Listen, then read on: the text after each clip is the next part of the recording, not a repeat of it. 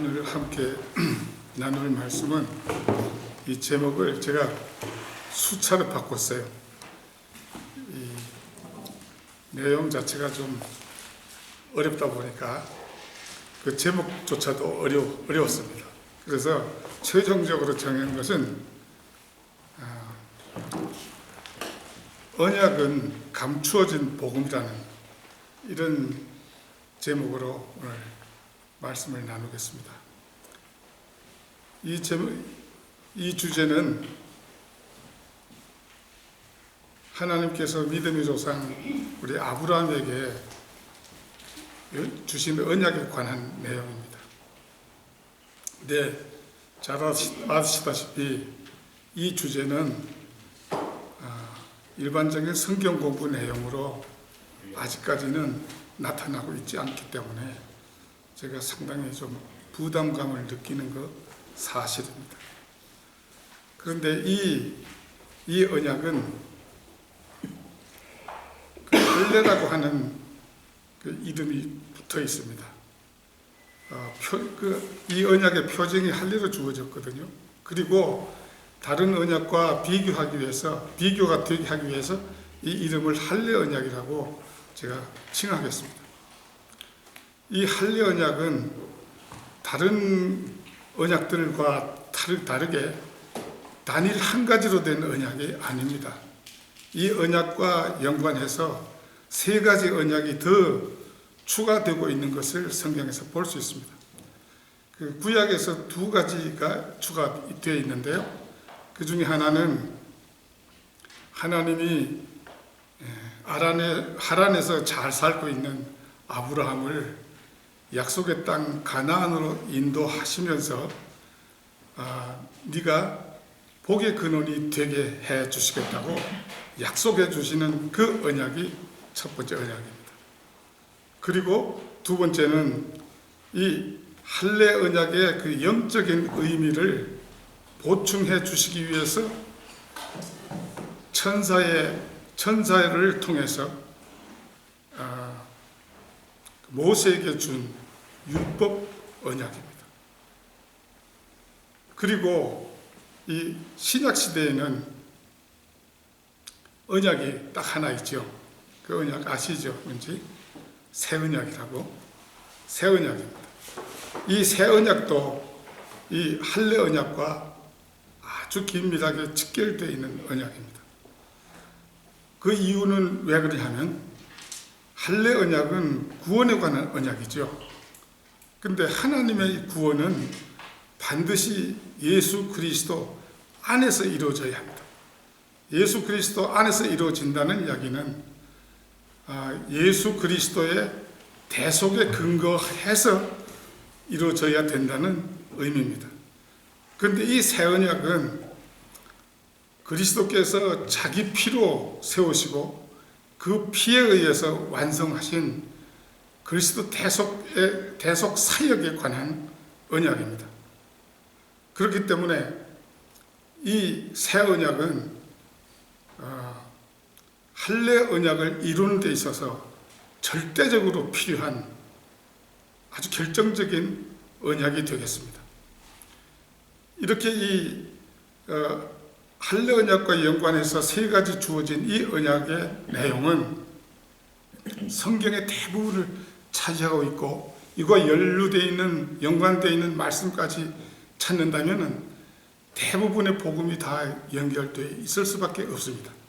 이것은 뭘 말하느냐 하면 이 할례 언약 이 내용으로 전체적인 복음을 갖다 커버할 수 있는 그런 내용이 들어있다는 것입니다. 그래서 이것이 중요한 건데 이 내용은 이 할례 언약은 하나님이 언약이라고 하는 그 공식적인 계약 문서와 같이 이런 중차대한 방법으로 공식적으로 하나님이 직접 말씀해 주신 내용입니다. 이게 복음에 관한 내용이거든요. 근데 이 속에 있는 이 내용은 우리가 복음을 이해하는 데 있어서 확실하게 짚고 그것을 통해서 우리가 알고 있는 복음의 내용을 에 대한 지침으로 삼아야 될 것은 너무나도 다 자명합니다. 그렇기 때문에 바로 이와 같은 특성 때문에 제가 이 할례 언약을 중심으로 해서 신구약의 복음을 하나의 체계로 묶을 수가 있었습니다. 이것이 복음의 맥인데요. 그 결과는 너무나도 당연합니다. 이와 같이 중요한 내용이 왜 우리가 성경 공부를 하는데 이 내용이 다루어지지 않았는가? 여기에 대해서는 저로서는 아무리 생각해도 불가사의한 그런 일입니다. 모르겠어요. 제가 여기에 대해서 답변 드리고 싶지도 않고 지금 시간도 없으니까. 그래서 제가 이 할례 언약 중심으로 한 이 맥에 대한 이 배경을 잠깐 설명을 드려야 될 것 같아요. 제가 여러분들도 아시다시피 로마서를 공부하고 함께 나누는 이런 일을 약 20년 했습니다. 그동안에 제가 느낀 것은 로마서에는 참 보화 같은 그런 깊은 하나님의 진리가 많이 숨어 있는데 그동안에 많은 것을 좀 깨우치고 어느 정도는 공부를 했다고 생각이 되지만 그렇지만 불충분했어요. 그 한계를 뛰어넘으려면 신구약이 함께 어우러진 하나로 된 복음이 반드시 필요하겠다는 것을 느꼈어요. 그런데다 지금부터 한 7년 전에 그 로마서 4장 13절을 통해서 오직 믿음으로 의롭다함을 받아 구원을 받는 이 믿음이 언약과 연관이 있다는 사실을 알게 됐습니다. 그래서 그때부터 이 할례 언약을 중심으로 그 말씀을 공부하기 시작했죠.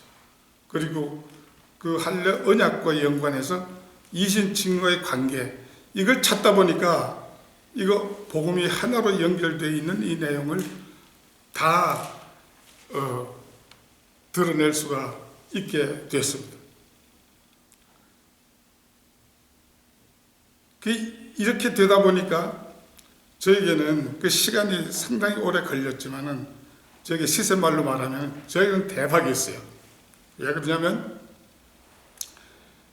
이걸 통해서 로마서를 다시 접하고 보니까 마치 그전에는 큰 봉우리만 몇 개 이렇게 로마서를 통해서 보던 그것이 그 뒤에 있는 모든 그 배경들이 한데 어우러져 가지고 연결되어 있는 이 속에서 그 봉우리의 의미와 그 깊이 이런 것을 아름다움을 보게 되는 이런 즐거움을 느꼈어요. 또 이것이 거기만 끝난 게 아니고 제가 다른 성경을 이렇게 읽어도 제가 이제 이해할 수 있는 그것이 달라졌어요. 그걸 느꼈거든요. 근데 이것보다 사실 더 중요한 것은 이 말씀을 준비하는 공부한 동안에 많은 묵상과 기도 이런 그걸 하다 보니까 또 이것을 서로 연결되어 있는 것을 보다 보니까 하나님의 말씀이 너무나도 정교하게 연결되어 있고 그 의미가 깊은 것이 깨달아지고 하는 이걸 통해서 하나님의 말씀의 진리를 알게 되고 하나님을 알게 되고 하다 보니까 하나님을 신뢰하는 것이 저절로 생겼는가 봅니다. 그래서 이 진리가 주는 자유함을 조금씩 느껴가는 조금씩 누려가는 이것을 지금 시작 단계로 입니다마는 그런 앞으로 더 큰 것을 누리겠다는 소망을 가지고 지금 살고 있거든요. 그래서 제가 이렇게 부담스러운데도 불구하고 제가 이 주제로 말씀드리는 겁니다. 그래서 이 언약에는 여러분 잘 아시다시피 이 언약은 하나님이 아브라함의 혈통적 자손들을 민족을 그 세속적인 가나안 땅을 주시겠다고 하는 이 약속 이 속에 숨겨두셨어요. 이걸 그래서 제가 숨겨둔 복음이라고 이렇게 줄을 바꿨는데, 이것이 어떻게 숨겨졌는가 하면은 내용 너무 잘 아시죠? 이 세속적인 이 언약은 이거예요. 하나님이 아브라함의 혈통적 후손들에게 할례 언약이라는, 즉 포경 수술이라는 이 조건으로 그걸 그 가나안 땅을 영원히 기업으로 주시겠다고 한 약속입니다. 이것이 이 속에 하나님의 언약으로 바로 번역할 수 있는 것이 이런 내용이죠. 하나님이 아브라함의 믿음의 후손에게 마음의 할례라고 하는 이 조건으로 하나님 나라의 상속자가 되게 해주시겠다. 이렇게 간단하게 정리할 수 있겠습니다. 근데 이것은 간단하지만 이 속에 숨어 있는 이 내용은 우리가 반드시 알아야 할 복음의 진짜 핵심적인 내용을 담고 있다는 사실입니다. 우선 이 순서를 좀 바꿔서 설명드리겠는데요. 이 천국의 상속자, 이거 상당한 의미가 있습니다. 이 복음을 이 언약에서 이 천국의 상속자라고 한 데는 특별한 이유가 있는 것 같습니다. 상속자라고 하면 자녀들 중에서도 성인으로 온전히 성숙해서 그 상속권을 누릴 수 있는 그 상태가 되는 것을 말하거든요. 그러니까 우리 구원은 결국 하나님의 자녀로서 하나님이 만드신 그 모든 우주 만물의 그 주인으로서 그 상속자, 그러한 지위를 얻는 데까지 약속하신 겁니다. 그러니까 아브라함에게 복의 근원이 되겠다고 약속하신 이 복은 바로 그 복을 말하는 겁니다. 이게 왜 중요하냐 하면, 우리가 예수 믿고 구원받았다고 하면서 이 세상을 살면서 그 삶의 최종적인 궁극적인 목적을 잊어버리고 또는 생각도 잘 안 하고 사는 것 같습니다. 그 천국의 이 상속자는 너무너무 참 하나님이 표현하셨지만 지극히 큰 상급인데 이것을 놓치고 사는 거 아닌가. 그래서 이 천국을 약속하면서 사용된 게 뭡니까? 가나안이잖아요. 근데 여기 왜 가나안이 아니고 천국이 되어야 되느냐? 이것은 간단히 설명해 드릴 수 있어요. 아브라함이 처음에 그 약속을 한 곳은 가나안입니다. 가나안 땅입니다. 이것은 아브라함만 아니라 아브라함과 이삭과 야곱에게도 약속을 그렇게 했습니다. 그런데 이 세 사람은 가나안 땅에 나그네로 우거하면서 살았지 거기에 주인으로서 살지 못했습니다. 그 히브리서 기자가 믿음의 장 11장에서 어떻게 기술하고 있나 하면 이 세 사람들은 그 가나안 땅에 우거하면서 살다가 정말로 살기를 원했던 것은 그 가나안 땅이 아니고 천국이었다. 이렇게 확실하게 설명하고 있습니다. 그래서 이 가나안 땅을 주시겠다고 한 그 약속은 영적인 천국을 의미하는 것이 분명합니다. 그리고 그 다음에 아브라함의 후손, 믿음의 후손. 이것은 그러면 누가 그 큰 축복을 받는 대상인가 하는 겁니다. 이게 참 논쟁이 많지요. 그러나 이것은 이 부분도 언약을 통해서 확실하게 밝히고 있습니다. 이 아브라함의 믿음의 후손은 약속의 자녀입니다. 약속의 자녀는 그 약속의 자녀가 되는 그 샘플을 하나님이 확실하게 보여주셨습니다. 이삭과 야곱을 선택하는 과정에서 그 약속의 자녀는 우리가 선택해서 되는 것이 아닙니다. 하나님이 선택하시는 겁니다. 근데 이 하나님이 선택하는 이 약속을 그럼 이삭과 야곱처럼 바로 태어나기 직전에 그렇게 선택하신 게 사실은 아니고 이미 창세 전에 미리 아시고 선택해 놓으신 자기 친백성입니다.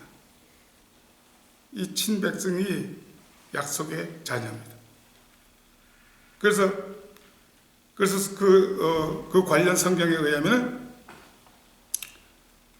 아브라함의 후손이라고 가지고 다 후손이 아브라함의 후손이 아니다. 이렇게 말씀하고 계신 겁니다. 하나님이 선택한 약속의 자녀입니다. 그리고 믿음의 후손이라고 했을 때는 이건 믿음의 후손이라고 했을 때는 하면서 이 아브라함의 후손이 좀 설명되었어요. 아브라함의 후손은 혈통적 후손이 아닙니다. 혈통으로 난 자가 아니고 하나님의 자녀라고 했습니다. 이 얘기에 굉장한 의미가 있습니다.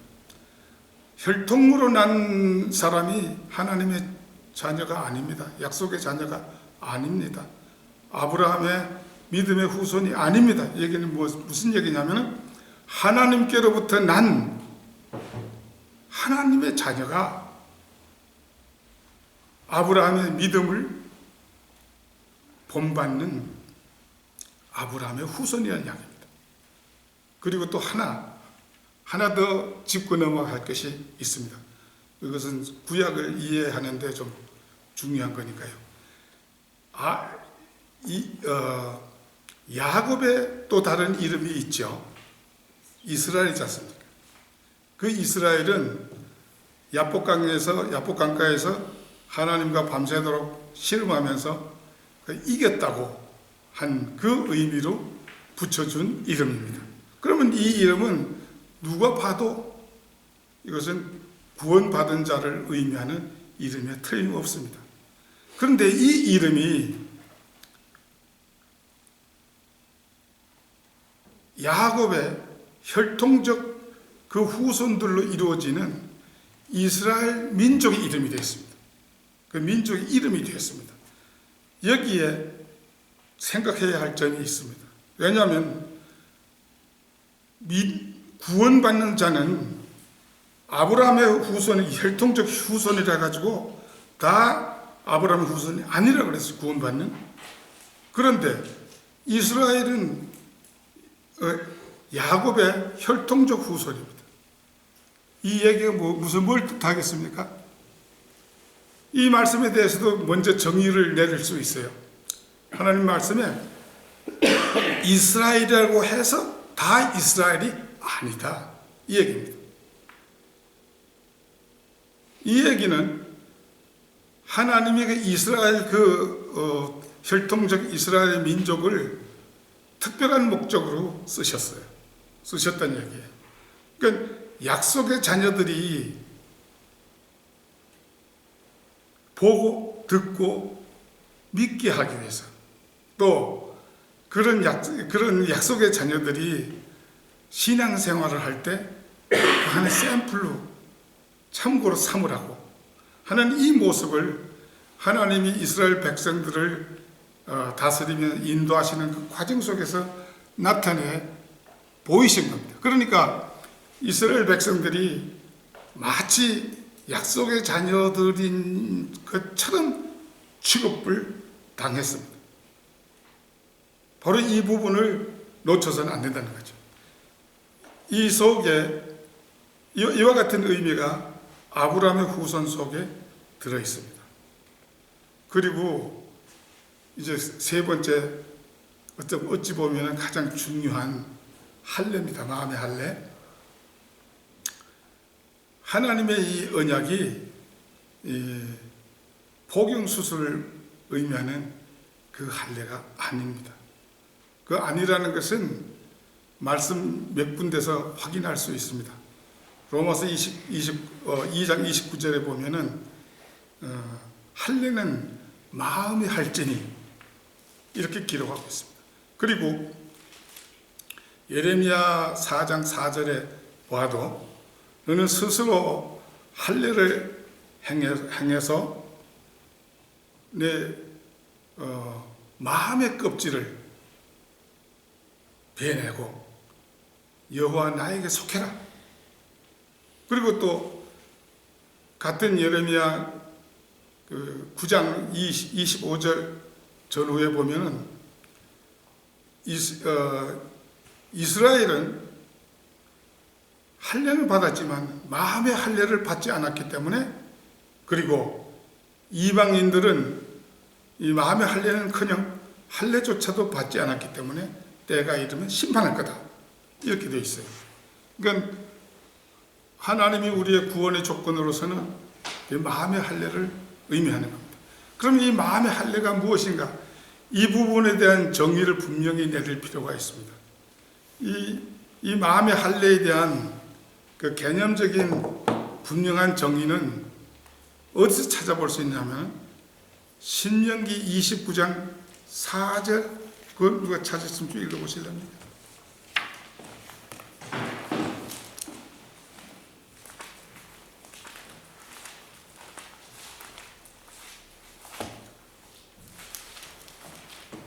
그러나 깨닫는 마음과 보는 눈과 듣는 귀는 오늘 여호와께서 너에게 주지 아니하셨느니라. 예, 그건 짧게 그렇게 되어 있네요. 그건 제가 말씀드리겠습니다. 그 말씀은 무슨 얘기냐면은 그 부분이 지금 사실 가장 중요한 포인트이기 때문에 그래요. 하나님이 이스라엘 백성들을 그 애굽에서 그 출애굽시켜 나올 때 하나님이 그 열 재앙과 또 광야에서 그 이적과 이런 많은 기사를 행했는데 또 하나님 말씀도 들었어요. 그런데 그것을 경험하고 보고 듣고 처음 했던 그 이스라엘 백성들이 하나님을 몰랐다는 겁니다. 하나님을 몰랐다는 거예요.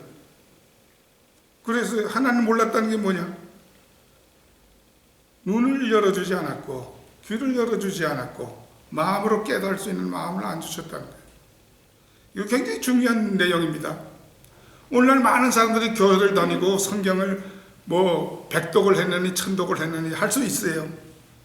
그렇게 들어도 하나님이 이와 같은 마음을 변화시켜 주지 아니하시고 영적인 눈과 귀를 열어주지 아니하시면은 실제로 마음을 통해서 하나님을 알 수가 없는 겁니다. 하나님을 정말 마음으로 알아서 신뢰할 수 있는 그 믿음을 갖지 못한다는 이야기입니다. 그러니까 할례는 바로 이와 같은 상태에 있는 사람을 하나님을 알도록 만들어주는 그런 하나님의 구원 사역을 의미하는 거죠. 그리고 신명기 30장 6절에 보면은 어떻게 되어 있습니까? 내가 너와 네 후손에게 마음의 할례를 베풀어 줄 텐데 그러면 하나님을 마음을 다하고 뜻을 다하고 성품을 다해서 사랑하게 되고 생명을 얻게 돼서 구원을 얻을 것이다. 이런 내용의 표현을 하고 있습니다. 이야기는 뭡니까? 예수 그리스도 안에서 이루어지는 예수 닮은 하나님의 자녀로 거듭나는 그 하나님의 사역을 말하는 겁니다. 이 사역이 마음의 할례라는 이야기입니다. 바로 이 사역에 의해서 하나님을 깨달을 수 있고 들을 말씀을 이해할 수 있고 하나님을 신뢰할 수 있는 이런 상태가 되기 때문에 믿음이 생기는 겁니다. 하나님 바로 이 믿음을 보시고 의롭다 하신 거죠. 이미 하나님의 자녀가 됐으니까. 자, 이제 아까 그 아브라함의 후손, 믿음의 후손을 돌아갑니다. 결국 이 믿음의 후손이 되는 것도 결국 같은 언약 속에 있는 마음의 할례에 의해서 믿음의 후손이 되는 겁니다. 이렇게 믿음을 갖게 되면은 그 사람은 이러한 그 마음의 할례는 신약적인 용어가 뭐겠습니까? 세례입니다. 이것을 다른 말로 표현된 거죠. 그러니까 이 세례를 언약적인 용어로 다시 표현하면은 마음의 할례입니다.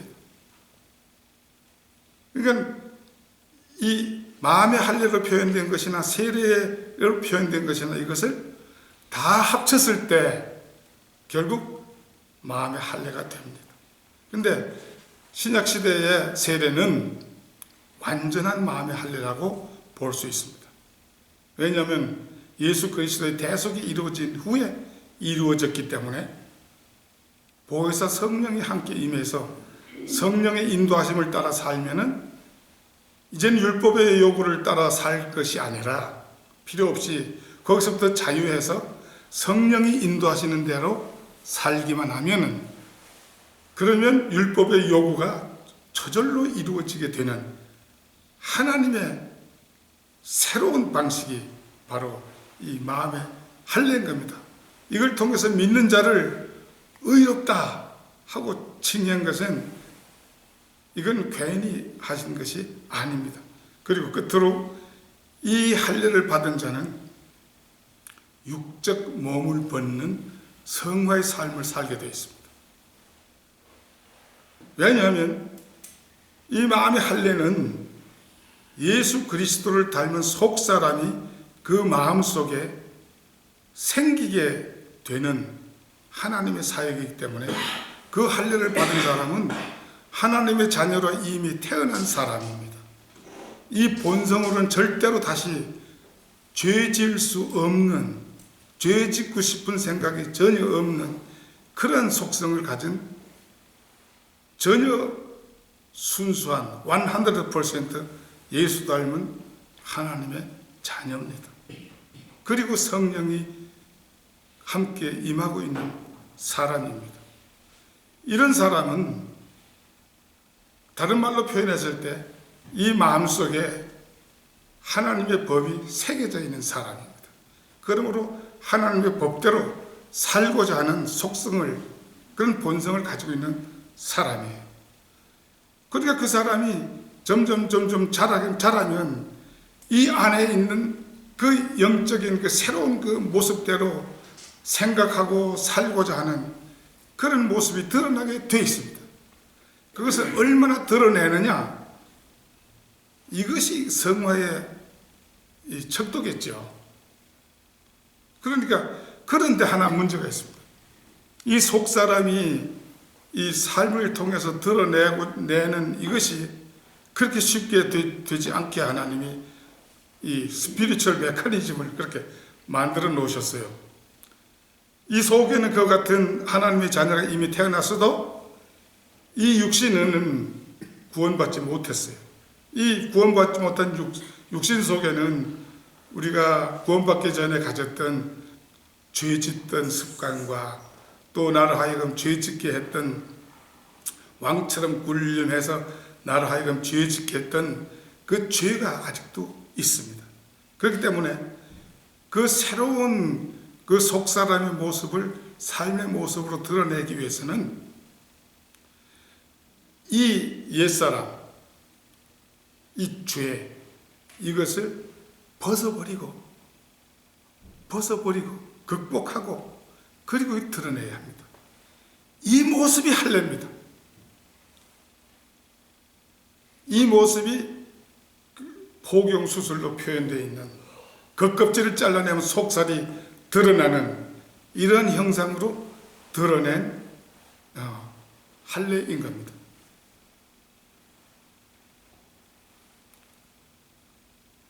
바로 이 할례는 마지막으로 하나 정리할 것은, 할례는 그리스도의 대속과 구속 이 둘로 봤을 때 구속에 해당됩니다. 대속은 그리스도가 십자가에서 죽으시는 것입니다. 대속과 구속의 관계는 대속으로 희생된 그 가치에 따라서 이 구속의 가치가 결정됩니다. 그러니까 예수 그리스도의 죽으심으로 이루어놓은 이 대속이 마음의 할례라고 하는 구속으로 나타난 겁니다. 이것이 물론 완전한 모습이 되어야 하는 것은 온전히 성숙해서 예수 그리스도의 장성한 분량에 이루는 예수 그리스도의 날이 되겠죠. 그러니까 우리가 알아야 할 것은 이 언약 속에 복음의 진짜 정말 핵심적인 진수가 들어있다는 겁니다. 자, 기도드리겠습니다.